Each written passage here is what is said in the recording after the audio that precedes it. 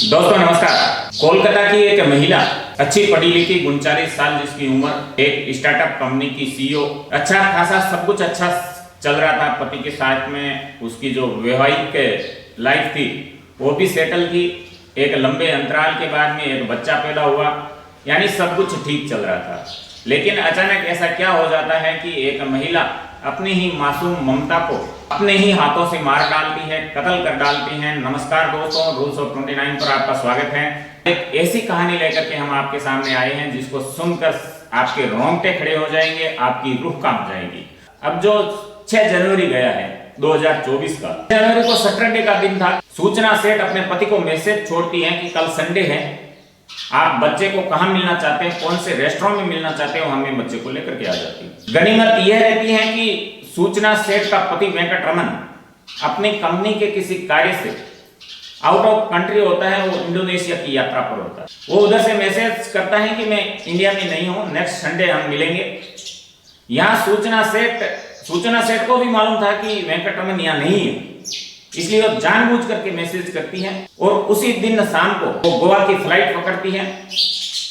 गोवा में एक होटल को पहले से बुक कर रखा था उसने, वो उस होटल में चेक इन कर लेती है। 6 को शाम को वो रहती है, 7 को रहती है, 8 तारीख को रहती है। 8 तारीख को रात को 10 बजे वो रिसेप्शन पर फोन करती है। रिसेप्शन पर जो लोग थे, होटल के कर्मचारी, उनसे वो कहती हैं कि मुझे एक कैब चाहिए इमरजेंसी, मुझे बेंगलुरु जाना है बाई रोड। जब ये बात रिसेप्शन पर बैठे हुए कर्मचारी को सूचना बताती है तो कर्मचारी कहता है कि मैडम 550 किलोमीटर दूर है यहाँ से, बेंगलुरु गोवा से कम 10 से 12 घंटा का रास्ता है, आप बहुत परेशान हो जाएगी और पैसे भी ज्यादा लगेंगे। इससे अच्छा है हम फ्लाइट बुक कर देते हैं, एयरपोर्ट तक टैक्सी की व्यवस्था कर देते हैं। लेकिन सूचना सेठ जिद कर बैठती है कि मुझे बाई रोड ही जाना है, मुझे बाई एयर नहीं जाना है। जब सूचना जिद करती है तो होटल स्टाफ को क्या आपत्ति हो सकती है बाई रोड से। वो एक अपनी पहचान की टैक्सी कैब जो कंपनी है उसको फोन करता है, वहां से एक ड्राइवर का नंबर मिलता है। कुछ देर बाद लगभग 12 बजे का समय हो रहा होता है, कैब होटल के गेट के आगे पहुंच जाती है। जब कैब पहुंची उससे पहले सूचना सेठ बैग लेकर के कैब का इंतजार कर रही होती है। कैब के जो ड्राइवर थे डिसोजा, रात का समय था, लंबा लॉन्ग ट्रिप था, तो अपने एक सहकर्मी को भी साथ में ले आते हैं हेल्प के लिए कि कहीं अगर नींद आने लग गई तो एक सहकर्मी साथ हो तो रास्ता आसानी से कट जाए। जैसे ही टैक्सी आकर के रुकती है, सूचना सेठ अपना ट्रॉली बैग ड्राइवर की ओर बढ़ाती है। ड्राइवर उस बैग को उठा करके डिग्गी में रखता है। जैसे ही ड्राइवर बैग को उठाता है, बैग कुछ भारी भारी सा लगता है, लेकिन ड्राइवर उस समय उस पर ज्यादा ध्यान नहीं देता है। वो सोचता है कि होगा कोई अपना सामान, और वो टैक्सी में बेंगलुरु की ओर निकल पड़ते हैं। रात का समय था, सिटी में ज्यादा ट्रैफिक था नहीं, 2-3 घंटे की यात्रा वो बड़े आराम से कर लेते हैं। हाईवे पर जैसे वो बेंगलुरु की ओर आगे बढ़ रहे होते हैं, अचानक देखते हैं कि हाईवे पर एक लंबा जाम लगा है। जैसे ही ड्राइवर नीचे उतरकर उस जाम के बारे में जानकारी लेता है तो उसे मालूम चलता है कि आगे कोई ट्रक पलट गया है, उसकी वजह से जाम लग गया है और जाम खुलने में लगभग 4 से 6 घंटे लग सकते हैं। ये बात जब आकर के ड्राइवर ने सूचना सेठ को बताई कि मैम बड़ा जाम लगा हुआ है, ज्यादा टाइम लगेगा, रात का समय है, आपको चाहिए तो यहाँ से हम शॉर्टकट से एयरपोर्ट का रास्ता जानते हैं, आपको एयरपोर्ट पहुंचा देते हैं, वहां से आप बेंगलुरु का सफर करिए। महिला कहती है कि मुझे किसी बात की कोई जल्दी नहीं है, जाम जब खुले जब टूटे जब आप अपनी गाड़ी को आगे बढ़ाइएगा, मुझे बाई रोड ही बेंगलुरु जाना है। फिर भी ड्राइवर को कोई शक नहीं होता है, वो अपने कार्य में लगा रहता है। इधर सुबह जल्दी 4 से 5 बजे के बीच, क्योंकि सूचना सेठ उस होटल का रूम छोड़ चुकी थी, अब उस होटल के रूम की ड्रेसिंग की जानी थी, क्योंकि नेक्स्ट गेस्ट के लिए रूम को तैयार करना था। तो होटल के कर्मचारी रूम में आते हैं, रूम की साफ सफाई करते हैं। अचानक से एक कर्मचारी की नजर बेड के नीचे पड़े कुछ दागों पर गई, कुछ धब्बों पर गई। रेडनेस लिए वो धब्बे, जब वो नजदीक से जाकर के देखता है तो उसे महसूस होता है कि ये खून के धब्बे हो सकते हैं। वो तुरंत अपने मैनेजर को कॉल करता है, मैनेजर को ऊपर बुलाता है और वो खून के धब्बे दिखाता है। जब मैनेजर खून के धब्बे देखता है, उन्हें भी विश्वास हो चलता है कि ये खून के ही धब्बे हैं, और वो रूम भी उस महिला का जिसने रात को 12 बजे रूम से चेकआउट किया था, होटल से चेकआउट किया था और बाई रोड बेंगलुरु जाने का जिद कर रही थी। जब होटल के कर्मचारी कुछ बातें याद करते हैं तो अचानक से उनके दिमाग में एक चीज उन्हें याद आती है। होटल के कर्मचारी मैनेजर से कहते हैं कि साहब, जब महिला 6 जनवरी को चेक इन कर रही थी तो इसके साथ में अपना एक 4 साल का बेटा भी था, और जब कल नाइट को इसने चेकआउट किया है तो वो बच्चा इसके साथ में नहीं था। यह बात जब होटल के कर्मचारियों को याद आती है तो उनके पैरों नीचे से जमीन खिसक जाती है कि आखिर बच्चा गया कहां। तुरंत वो सीसीटीवी जो फुटेज है उनको एकत्रित करते हुए पुलिस स्टेशन को फोन कर देते हैं। नजदीक पुलिस स्टेशन की पुलिस होटल पहुंचती है। होटल पहुंचते ही वो तमाम जानकारियां एकत्रित करती हैं, सीसीटीवी फुटेज देखती हैं। सीसीटीवी फुटेज में ये स्पष्ट दिख जाता है कि जब महिला होटल में आई थी तो बच्चा साथ में था, उसके बाद में बच्चा कभी भी होटल से आउट नहीं हुआ है। तो आखिर बच्चा गया तो गया कहां? बड़ा सवाल था पुलिस के सामने, और स्थिति भी लगभग सी स्पष्ट थी। उसके बाद में पुलिस होटल के कर्मचारियों से उस ड्राइवर के मोबाइल नंबर लेती है, और उसके बाद में पुलिस अधिकारी उस ड्राइवर को फोन करता है। ड्राइवर फोन रिसीव करता है, बाई रोड वो ड्राइव कर रहा था। पुलिस वाले कहते हैं कि हम गोवा पुलिस से बोल रहे हैं, आपके साथ में एक महिला ड्राइव कर रही है। ड्राइवर बोलता है, जी हाँ, हम बेंगलुरु की ओर यात्रा कर रहे हैं, लगभग चित्रदुर्ग के आसपास हम यात्रा कर रहे हैं। पुलिस वाले कहते हैं कि उस महिला से हमारी बात कराइए, उस मैडम से हमारी बात कराइए। ड्राइवर फोन मैडम की ओर कर देता है। मैडम बात करती हैं पुलिस वालों से, और पुलिस वाले मैडम से कहते हैं कि मैडम जी, आप यह बताइए कि गोवा से बेंगलुरु के लिए बहुत सी फ्लाइटें हैं, आप अचानक से रात को 12 बजे चेकआउट करती हैं और उसके बाद में आप बाई रोड से जिद करती हैं बेंगलुरु जाने की, इसके पीछे का कारण क्या है? और सबसे बड़ी बात, जब आपने होटल में चेक इन किया था उस समय आपका अपना बच्चा 4 साल का जो था वो आपके साथ में था, और जब आप चेकआउट कर रही थी तो वो बच्चा आपके साथ में नहीं था, आखिर वो बच्चा गया। महिला बड़े इम्तिनान से कोई हाव भाव चेंज किए बिना पुलिस के सभी सवालों का जवाब देती है। वो कहती हैं कि 7 तारीख को नाइट को हम वहां से निकले होटल से, और हमारे गोवा में ही रिश्तेदार रहते हैं। मुझे कोई जरूरी काम आ चला था, मैं गोवा रुकना चाहती थी, लेकिन इमरजेंसी के लिए मुझे बेंगलुरु जाना पड़ा, और रोड रास्ते में मेरा और काम था, इसलिए मैं बाई टैक्सी जा रही हूँ। इसलिए मेरा जो बच्चा है हमारे रिश्तेदारों के वहां ठहरा है। पुलिस वाला कहता है कि मैम, उन रिश्तेदारों का जो एड्रेस है वो हमें लिखवाइए। मैडम कोई हाव भाव चेंज किए बिना निर्दयता पूर्वक वो एक एड्रेस पुलिस वालों को देती है। पुलिस वाला एड्रेस नोट कर लेता है, और दाद देनी पड़ेगी गोवा पुलिस की कि वो इमीडिएटली तुरंत एक पुलिस जवान को उस एड्रेस पर भेज देता है जो एड्रेस उस मैडम ने लिखाया था। पुलिस का जवान उस एड्रेस पर जाने का प्रयास करता है, उसे ढूंढने का प्रयास करता है, उस एरिया में जाता है जिस एरिया का मैडम ने एड्रेस दिया था।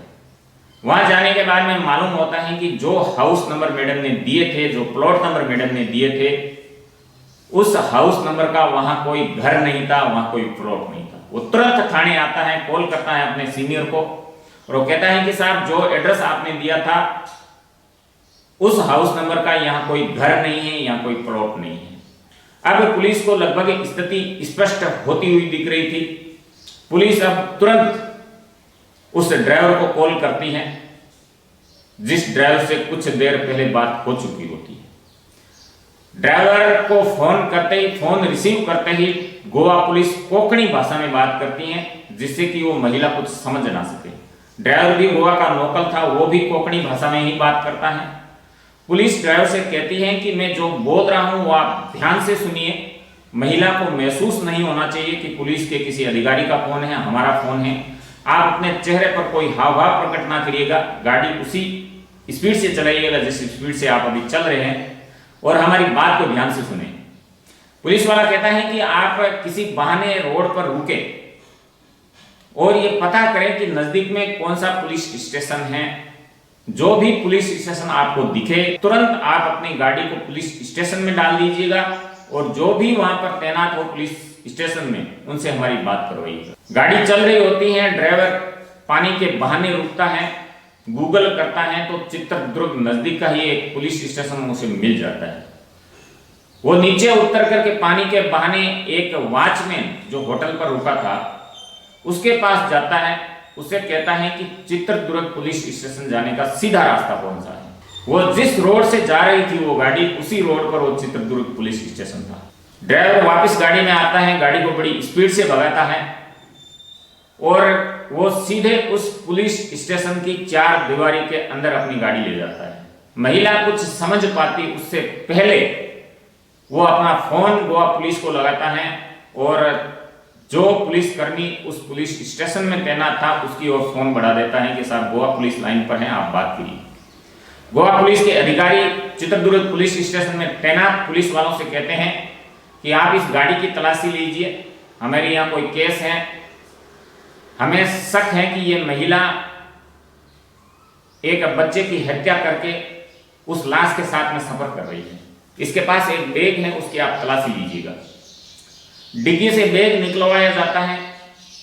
बैग जैसे ही खोला जाता है कुछ जोड़ी ऊपर कपड़े होते हैं, कपड़े जैसे ही हटाए जाते हैं पुलिस वालों को पैरों तले जमीन खिसक जाती है। एक 4 साल का मासूम बच्चा जिसको तोड़ मरोड़ करके ठूस ठूस करके उस बैग में भरा गया था। एक मां के द्वारा अपनी ही ममता का कत्ल कर दिया गया था, अपने ही बच्चे का कत्ल कर दिया था जिसने 9 महीने अपनी कोख में रख करके इस दुनिया में वो लेके आए। दोस्तों जब यह खबर निकल करके बाहर आई तो सब हैरत में पड़ गए कि आखिर इतनी निर्दयी एक मां कैसे हो सकती है जो अपनी ही ममता का अपने ही हाथों से गला घोट दे। इधर कर्नाटक पुलिस के जो जवान थे वो गोवा पुलिस को पूरी कहानी बता चुके थे कि ये हमें मिला है। गोवा पुलिस बेंगलुरु पुलिस से निवेदन करती है कि नजदीक के किसी सरकारी अस्पताल की मोर्चरी में इस शव को रखवाइए, पोस्टमार्टम के लिए भेजिए, हमारी टीम बहुत जल्द आपके यहाँ तक पहुँच रही है। इधर से गोवा पुलिस की टीम में कर्नाटक की ओर रवाना हो जाती है, चित्रदुर्ग की ओर रवाना हो जाती है। वहां पर जाकर के सूचना सेट को कस्टडी में लेती हैं, ट्रांजिट कस्टडी में लेती हैं। ट्रांजिट कस्टडी वो होती हैं जो मुकदमा कहीं और दर्ज है, गिरफ्तारी कहीं और होती है, वहां से उस मुलजिम को वापस लेकर के जब आप आते हैं तो कोर्ट से आपको ट्रांजिट रिमांड लेना पड़ता है, कस्टडी लेना पड़ता है। तो पुलिस को सूचना सेट मिल जाती है, वो गोवा की ओर रवाना हो जाती है। रास्ते में पुलिस कुछ पूछताछ करती है, उसके बाद में दूसरे दिन गोवा पहुंचकर पुलिस उनसे पूछताछ करती है और जो कहानी निकल करके आई उस कहानी सबको हैरत में डालती है। कहानी कुछ इस प्रकार थी कि सूचना सेट कोलकाता में रहती थी, अपने स्टार्टअप के लिए बेंगलोर आती है। बेंगलोर में एक केरल के निवासी वेंकट रमन से उनकी पहचान हो जाती है, पहचान प्यार में बदलती है और प्यार फिर शादी तक पहुंच जाता है। 2011 में दोनों की शादी होती है, 2019 में जाकर के एक बच्चा पैदा होता है, 2020 में कोविड आ जाता है। कोविड आ जाने के बाद में दोनों के काम धंधे बंद हो जाते हैं, दोनों के स्टार्टअप रुक जाते हैं और वो ज्यादातर समय अपने ही घर में रहते हैं, एक दूसरे के साथ रहते हैं। जब वो लंबे समय से एक दूसरे से अलग रहे, 9-10 साल तक बहुत कम समय होता था कि वो एक दूसरे के साथ रह पाते थे। लेकिन जैसे ही कोविड का समय आया, लॉकडाउन आया, तो मजबूरी में दोनों को एक दूसरे के साथ में रहना पड़ा। जब वो एक दूसरे के साथ में रहे तो एक दूसरे की कमियां उन्होंने गिनानी शुरू कर दी और धीरे धीरे उनके बीच का जो प्यार था, जो लव था, वो मन मुटाव में तब्दील होते गया। दोनों के बीच में दूरियां लगातार बढ़ती गई। दूरियां इस कदर बढ़ी कि दोनों ने तलाक का रुख किया, कोर्ट का रुख किया। दोनों ने यह तय कर लिया कि हम अब एक साथ आगे अपने जीवन को नहीं बढ़ा सकते हैं, हमें हमारे रास्ते अलग अलग करने होंगे। दोनों कोर्ट में जाते हैं, कोर्ट में सुनवाइयां चलती हैं। अमूमन बच्चे की जो कस्टडी होती है बाप भी मांगता है, मां भी मांगती है, लेकिन ज्यादातर ऐसे केसों में कस्टडी मां को मिलती है। क्योंकि माँ अच्छे तरह से बच्चे को समझती है, बच्चा भी ज्यादातर माँ के पास रहने की वजह से माँ के हाव भाव को अच्छी तरह से समझ पाता है। तो इस केस में भी कस्टडी सूचना सेठ को ही मिली। अब वेंकट रमन भी अपने बच्चे से बेहद मोहब्बत करता था, वो उसके बिना एक पल नहीं रह सकता था। वो दोबारा कोर्ट में जाता है, कोर्ट से निवेदन करता है कि साहब हम बच्चे के बिना नहीं रह सकते हैं, आप कुछ तो ऐसा करिए कि मैं बच्चे से मिल सकूं। कोर्ट उन्हें ये कहता है, फैसला देता है कि आप हर संडे अपने बच्चे के साथ में रह सकते हैं, बच्चे के साथ में घूम सकते हैं, खेल सकते हैं, बातें कर सकते हैं। जब ये फैसला निकल करके आया तो सूचना सेठ किसी भी हद तक जाने को आतुर हो गई और वो चाहती थी कि इस बच्चे की वजह से वेंकट रमन के चेहरे पर एक पल की वो खुशी नहीं देखना चाहती थी। अंदर ही अंदर वो इस कदर घुट रही थी, क्योंकि वेंकट रमन जब संडे को बच्चे के साथ में होता था तो वो सबसे ज्यादा खुश नजर आता था, उसे बाकी सभी गम वो भूल जाता था। और यही चीज सूचना सेठ को अंदर ही अंदर काट रही थी, अंदर ही अंदर परेशान कर रही थी। उसे इतना परेशान कर रही थी अंदर ही अंदर कि उसने वेंकट रमन के चेहरे की खुशी छीनने के लिए अपने ही हाथों से अपनी ही ममता का गला घोट दिया। अब जब पुलिस की रिमांड पर थी, पहले उसने कहा कि बच्चे का मैंने कत्ल किया है।